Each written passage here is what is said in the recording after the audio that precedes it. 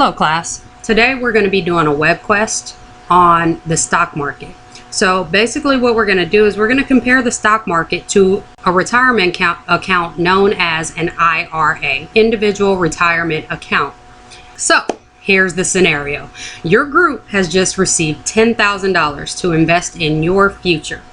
Now you've heard that you can grow your money in the stock market, but the stock market can be risky, so there is a chance you could lose it all. You've also heard about a retirement account, which is much safer, but the growth rate is slower. So as a group, you guys decide to invest 50% into a traditional IRA and the rest into a stock of your choosing. How are we going to accomplish this? So we're going to start by getting some background, of course, and then once we're done with that, we're going to research stocks on the New York Stock Exchange and choose one stock that you think will perform well. Since this is a math class, of course, there's going to be math involved in this. You're going to use trend lines, company values, and other information to choose and defend your investment choice. Once you do that, you're going to write some equations to make predictions, and then finally you're going to compare and analyze. Don't worry, we're going to go into detail on every one of these steps as we go along. Remember, if you have any questions, go ahead and ask. Each of you received the packet for your WebQuest, and I just want you to go through the packet as we are going over this information. This is going to relate to 4 of the Common Core standards. In plain English, here are the academic objectives for this lesson.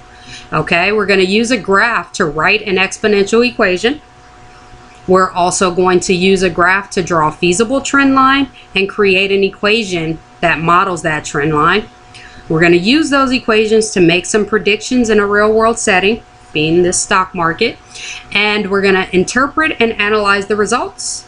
And finally, we're going to put all of this into one nice presentation that we can present to other potential investors. So let's start by gaining some investing background.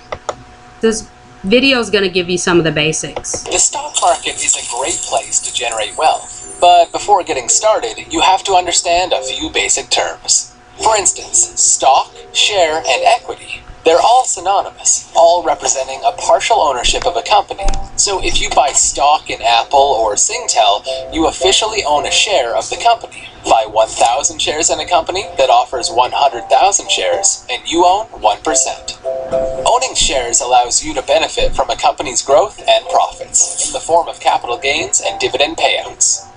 Capital gains represent the difference between the purchase price of an investment and the eventual selling price. So if you buy 1 share of a company for $1 and eventually sell that share for $5, you receive $4 in capital gains per share. Now, let's look at basic market function. It all starts when a company decides to sell its shares in an initial public offering, or IPO. Once on the stock market or exchange, you can purchase stock in that company through a stockbroker, along with other companies also listed on a stock exchange. Which leads us to our next topic, how to choose which types of stocks to buy and trade. One way is to separate them by sectors, like financials, real estate, healthcare, technology, and so on. Another approach is to divide them based on the size of the companies, also known as market capitalization. On the low end are penny stocks, which are cheap, volatile, but offer high growth potential. Then there's mid-caps, which provide solid growth potential with less risk. And on the high end, blue chips, which are usually larger with strong track records, more stable companies with higher stock prices. A company sells shares when they want to get money so that they can grow, and you get to share in the profit as they grow. On the downside of that, what the video doesn't tell you is that if the company loses money, your stock also loses value, which means you lose money. Okay, so share in the gain, share in the loss. Now that you know a little bit about stocks, we can talk about an IRA. Now, an IRA is where a company or a broker pulls all your money together, so your money and other investors, into one big amount, and that allows them to invest in a lot of large cap stocks. So these are more stable stocks. They also have a higher price. But since your money is pooled with the money of other people's, you're able to buy more stock in those companies. The reason it's considered to be safer is because your money is split up between several stocks and other investment products. So that's why it's considered to be safer, but in either one of those cases, there is still a risk involved. It is important to understand that.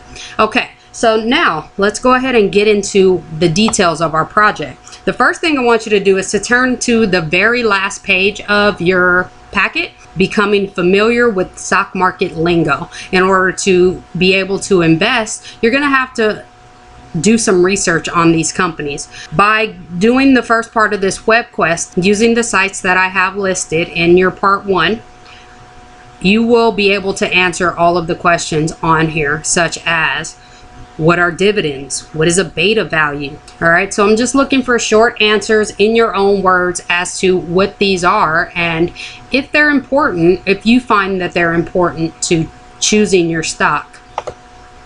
The next part is where we invest in our traditional IRA.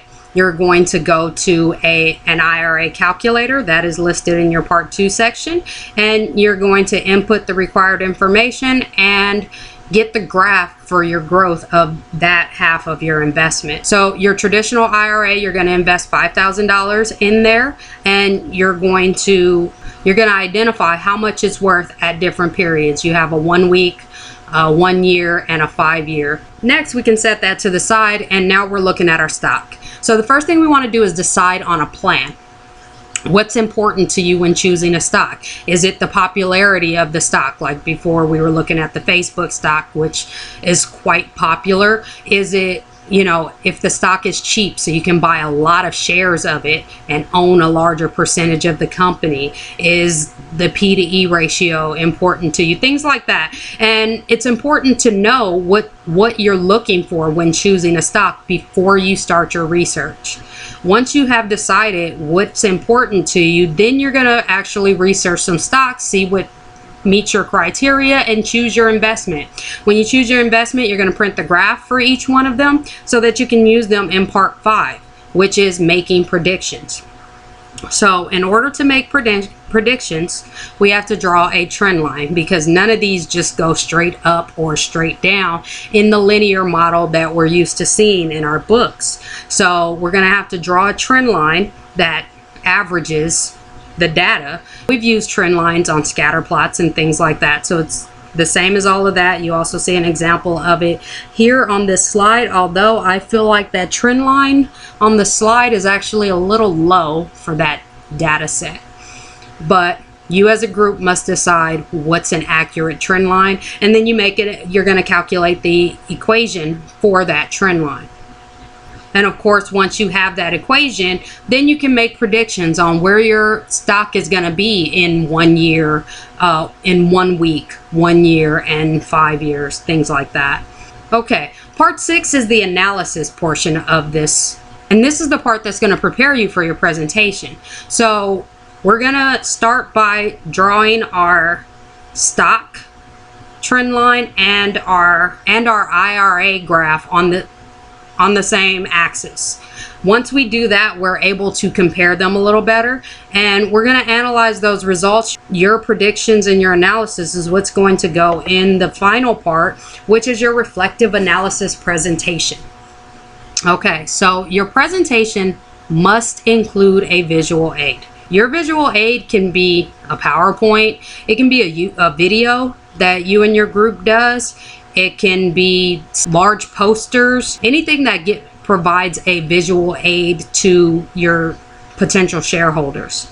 Your presentation must include your graphs and your equations, because that's what's going to support your analysis. When you say that this stock is doing well, or this stock is doing average, or this stock will increase by 30% over the next 10 years, you need to be able to back that up with numbers. Finally, when you are giving a presentation, you want people to feel that you're knowledgeable.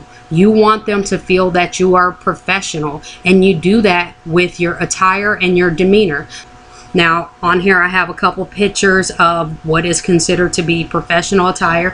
Okay, couple final thoughts before we go ahead and get started on this project. First, your grade is not based on how your investment performs. The purpose of this WebQuest is to utilize your math and critical thinking skills. Next, and I cannot stress this enough, please look at the rubric before you begin. And lastly, I cannot stress this enough, make sure you include all of your calculations and check the validity of your solutions. And also, as an additional challenge, at the end of the school year, we will be revisiting this project. And when we do, the group with the closest prediction will get an additional 5 extra credit points. Okay, I am excited to see your money grow.